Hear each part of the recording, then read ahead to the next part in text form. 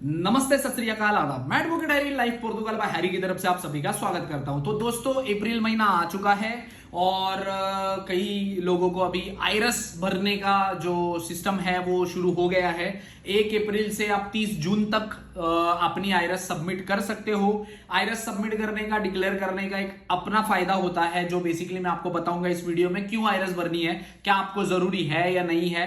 तो कई चीजें होती हैं इसमें, जैसे फॉर एग्जांपल आयरस क्या होती है। बेसिकली हम जैसे अपने होम कंट्री में इनकम टैक्स पे करते हैं, उस हिसाब से हमको यहाँ पे आयरस डिक्लेयर करनी होती है। फिनांस का जो पोर्टल होता है वहां से आपकी आयरस बनती है, जिसके लिए आपके पास फिनांस का पासवर्ड होना जरूरी है। फिनांस का नंबर का तो आपको तो पता है, जो जिसको हम निफ नंबर बोलते हैं और कॉन्ट्रीब्यूशन नंबर बोलते हैं, ठीक है। उसका पासवर्ड होगा तो आप पोर्टल पे जाकर अपनी आयरस फिलअप कर सकते हो। इसके लिए मैं ट्यूटोरियल वीडियो नहीं बनाऊंगा, क्योंकि मैंने पिछले साल बनाया हुआ था एक वीडियो, जिससे बहुत सारे लोगों ने गलत किया और उनको फाइन भी आया। तो मैं इस साल नहीं करूंगा। आप किसी नॉलेजेबल पर्सन के पास जाओ, जो भी उसके 20-40 यूरो जो भी वो लेता रहेगा, उस हिसाब से आप उनको पेमेंट करो और उनसे करवा लो, या अकाउंटेंट के पास जाओ, या लॉयर के पास जाओ, या सीए के पास जाओ, जो भी यहाँ पे अवेलेबल है उनके पास जाकर करवा लेना, ठीक है। अगर आपको नॉलेज है तो ही आप घर पे बैठ के करना, अदरवाइज यूट्यूब पे आपको कई वीडियो ऑलरेडी मिल जाएंगे। अगर आप इनफ इंटेलिजेंट हैं तो ही करना, अदरवाइज फाइन आने के चांसेस हैं। बेसिकली आयरस भरने से पहले 3 चीजें आपको ध्यान में रखनी बहुत ज्यादा जरूरी है। एक तो आपके पास आईडी पासवर्ड होना चाहिए फिनांस का। पासवर्ड मतलब जो फिनांस का पोर्टल होता है उसका पासवर्ड आपके पास होना जरूरी है, तो ही आप कर सकते हो ये। दूसरा, आपकी जो गवाही होती है, जिसे हम रिप्रेजेंटेटिव कहते हैं, अपने देसी लैंग्वेज में हम गवाही कहते हैं, तो जो गवाही होती है या रिप्रेजेंटेटिव रिमूव करना होता है, वो सबसे पहले आपने रिमूव करना है, उसके बाद ही आयरस फिल करनी है।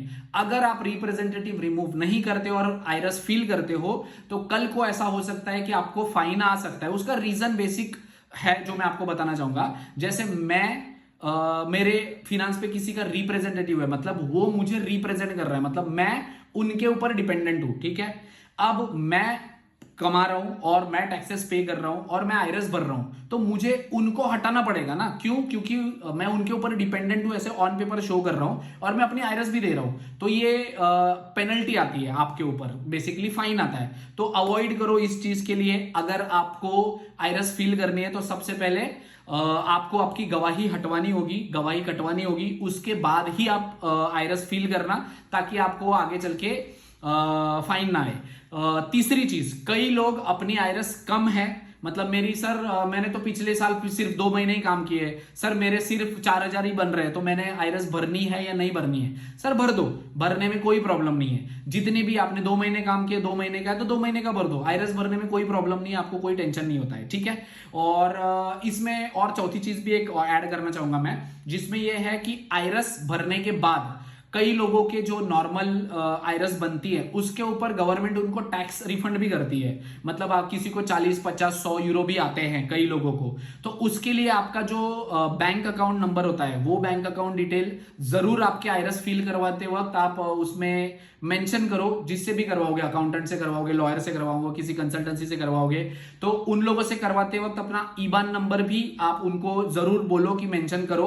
भले आपको पैसे आए नहीं आए, आपके फिनांस में वो ईबान नंबर आपका होना चाहिए, ठीक है। तो उससे क्या होता है कि जब आपकी आयरस बन जाती है तो वो तुरंत अप्रूव नहीं होती, उसको अप्रूव होने में 2, 4, 10 दिन, 15 दिन लगते हैं। जब अप्रूव हो जाती है उसके बाद में सर आप उसके बाद जो भी अमाउंट रिफंड वाली होती है वो क्रेडिट हो जाती है आपके बैंक अकाउंट में, ठीक है।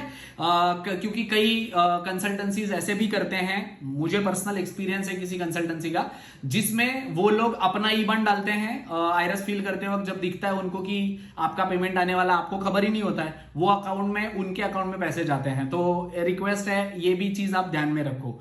और इसमें कई लोगों का ऐसा भी प्रॉब्लम होता है कि गवाही ना कटवाने की वजह से, या फिनांस का पासवर्ड ना होने की वजह से, या आपने ईबान ना डालने की वजह से कई लोगों को प्रॉब्लम होता है। तो ये 3 चीजों का आप खास ध्यान रखो।